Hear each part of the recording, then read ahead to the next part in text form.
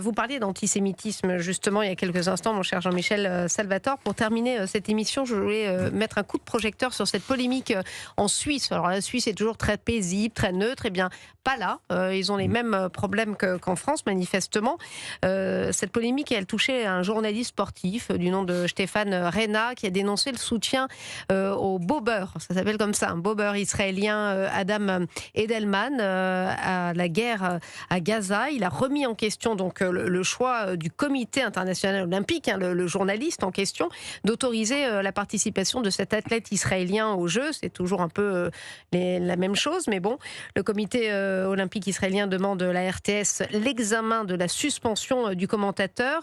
Je voulais qu'on invite Johan Korfinkel, secrétaire général de la CICAD, c'est la coordination intercommunautaire contre l'antisémitisme et la diffamation, qui est en quelque sorte l'équivalent du CRIF français en Suisse.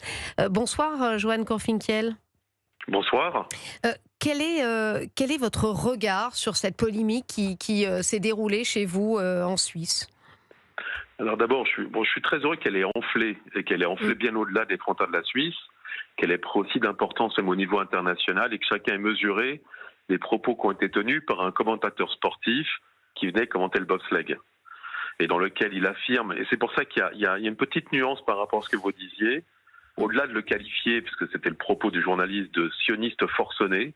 Je ne sais pas très bien ce que ça veut dire, mais en tout cas l'idée était quand même d'introduire une idée de disqualification, et puis surtout il affirme clairement que ce sportif est un soutien au génocide à Gaza, et selon le même journaliste, génocide, un terme qui est aujourd'hui employé par cette commission d'enquête de l'ONU et qui qualifie bien ce qu'il s'est passé de génocide. Donc ça c'est le contexte. Et par rapport à ça, évidemment, ça a créé un raz-de-marée. Évidemment que le journaliste est sorti totalement du cadre du commentaire sportif pour en faire une tribune politique. En effet. Et militante. Et qu'évidemment, on a vu derrière s'enchaîner un certain nombre de réactions, allant chez vous de gens comme Rima Hassan à d'autres militants aussi en Suisse. Et c'est devenu un sujet polarisant. C'est devenu un sujet qui a enflammé un petit peu aussi les médias quand même, qui se sont interrogés les uns ou les autres pour savoir si le commentaire sportif devait prêter aussi le flanc à des tribunes politiques. Et là, vous avez vu un tiraillement profond. De l'autre côté, ce qu'on a dit, c'était très clair. Le commentaire en tant que tel, juridiquement à définir, n'est pas antisémite. Cependant, il est totalement hors de propos, il est disqualifiant, il est effarant, et il provoque évidemment ce qu'on attendait, c'est-à-dire des réactions de gens qui sont les plus haineux et qu'on a pu connaître déjà, et qui ont profité de cette occasion pour s'en servir comme une tribune et un tremplin pour déverser encore toute cette haine et de violence qu'on connaît depuis 2023. Un sioniste forcené, c'est quand même pas... C'était pas un compliment. Vous, Johan Korfinkel, vous dites, c'est vrai que la Suisse n'est pas épargnée par l'antisémitisme. Cette affaire, elle révèle quand même un climat de malaise également. Vous dites, l'antisémitisme s'est transformé en bruit de fond permanent. C'est exact ? C'est exact. Je le regrette parce que loin de moi l'idée de vouloir aujourd'hui accabler la Suisse. Ce que je dis simplement, et en dépit de la mobilisation politique, on l'a entendu encore récemment avec notre ministre des Affaires étrangères, parce que la Suisse préside l'OSCE, l'Organisation pour la sécurité et la coopération en Europe, qui revenait quand même sur cet antisémitisme virulent qui touche l'ensemble de l'Occident, en particulier, et qui disait effectivement, nous aussi en Suisse, on est confrontés à ces situations, on est confrontés aux menaces. On a encore récemment, vous l'avez vu, il y a un juif orthodoxe qui a fait l'objet de coups et de violences à Zurich.